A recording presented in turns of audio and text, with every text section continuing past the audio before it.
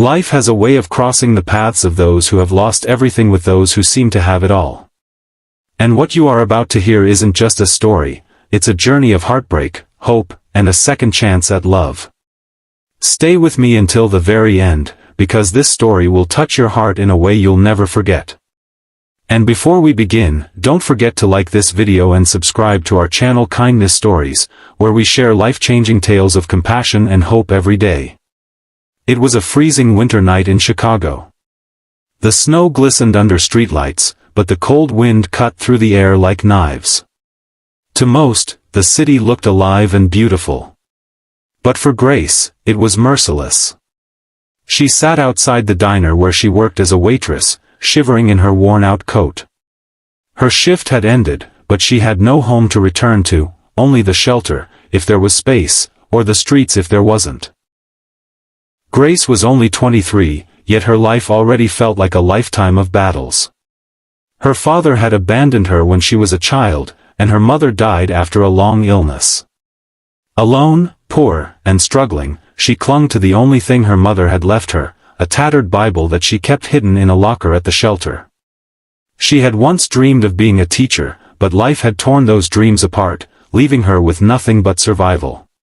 That night in the diner, a man sat quietly in the corner with his little girl asleep against his arm. He had been there for hours, drinking coffee and saying little. He didn't look like the usual customers.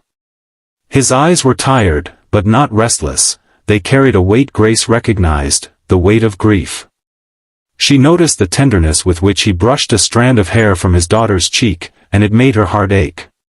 When Grace approached to clear the plates, the man spoke softly. "She's had a rough time lately."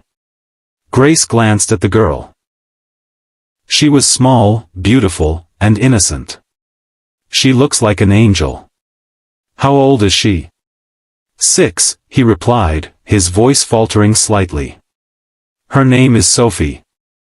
Her mother passed away a few months ago." Grace froze. The words hit her like a stone. She knew the pain of losing a mother. She swallowed hard and whispered, "I'm so sorry." The man looked at her with quiet intensity.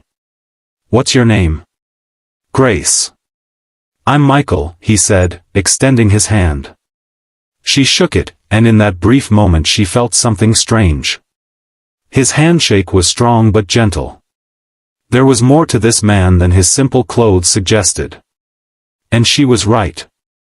Michael Bennett wasn't just another grieving father, he was one of the wealthiest men in the city. A billionaire who owned vast chains of hotels and properties across the country.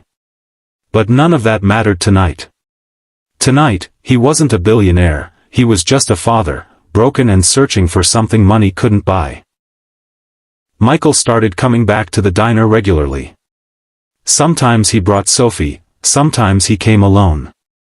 He would sit quietly, order coffee, and watch Grace work. She was different from the other waitresses. She didn't try to charm customers for tips. She worked humbly, silently, with dignity, even when her manager scolded her unfairly.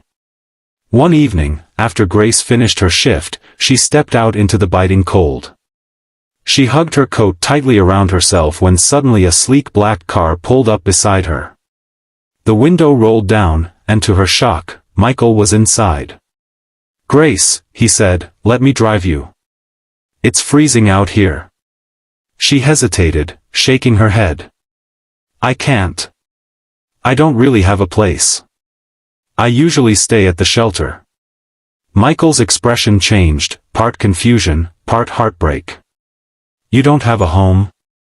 Grace shook her head, embarrassed. Something inside Michael broke at that moment. The woman who had shown such kindness to his daughter, who smiled through her own pain, was sleeping on the streets. He couldn't leave her there. "Please, Grace," he urged. "Get in." That night, for the first time in years, Grace sat inside warmth and safety. Michael brought her to one of his hotels and gave her a room. He asked for nothing in return. At first, she wanted to refuse, but when Sophie ran up and hugged her with innocent joy, Grace's heart softened. As days turned into weeks, Grace grew closer to Sophie. She brushed her hair, helped with homework, and even tucked her into bed when Michael was caught up in late-night business meetings. Slowly, Sophie began to smile again. The laughter that had died with her mother returned, because of Grace. Michael noticed it all. One evening, as Grace quietly left Sophie's room after reading her a bedtime story, Michael stood waiting in the hallway. His eyes were filled with something deeper than gratitude. "Grace," he said softly, "I don't just want to thank you for what you've done for Sophie. I want to ask you something that might change everything." Grace's heart skipped. "What do you mean?" He stepped closer, his voice trembling. "Be my wife, and be her mother."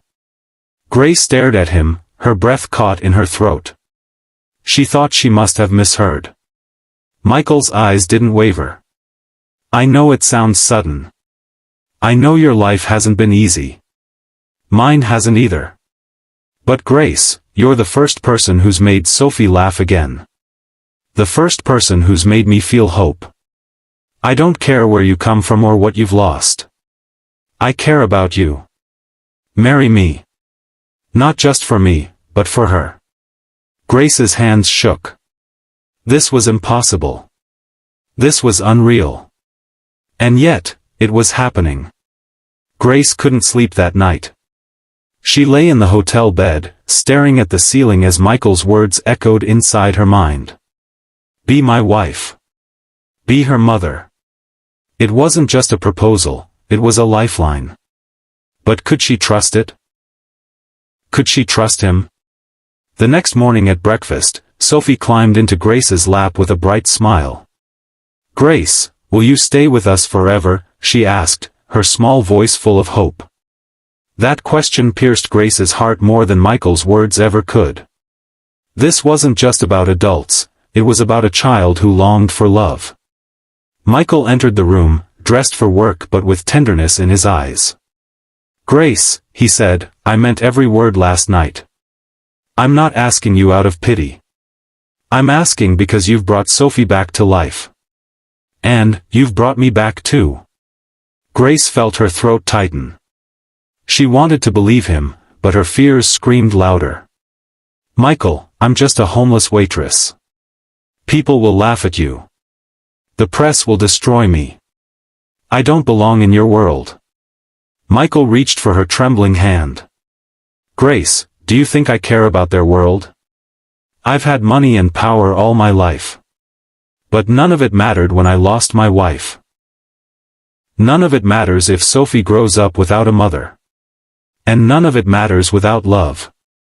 You belong with us, Grace, not because of what you have, but because of who you are." Tears filled Grace's eyes. For the first time, someone didn't see her poverty.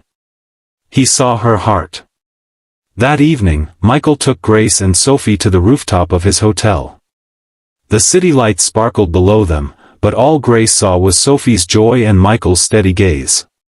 Michael knelt down, not with a diamond ring but with sincerity shining brighter than any jewel. "Grace," he whispered, "I don't want perfection. I want the woman who held my daughter when she cried. The woman who worked tirelessly even with nothing. The woman who reminded me that love still exists. Be my wife, and be her mother." Grace collapsed to her knees, tears streaming down her face. "Yes," she whispered. "Yes, Michael. I will." Sophie squealed and hugged them both tightly. For the first time in years, Grace felt she wasn't alone anymore. She wasn't just surviving, she had a home, not built of walls, but of love. Their wedding wasn't about headlines or wealth. It was simple, intimate, and filled with love. A billionaire and a homeless waitress. A father and his daughter. And a woman who had finally found where she belonged. As Grace walked down the aisle in a modest white dress, she realized something life-changing. Sometimes, life doesn't give us what we ask for. It gives us exactly what we need. So remember, kindness can change everything. Don't lose hope, no matter how dark life feels. Because love often finds us in the most unexpected ways. And before you leave, don't forget to like this video and subscribe to our channel Kindness Stories for more heart-touching tales that remind us of the power of compassion.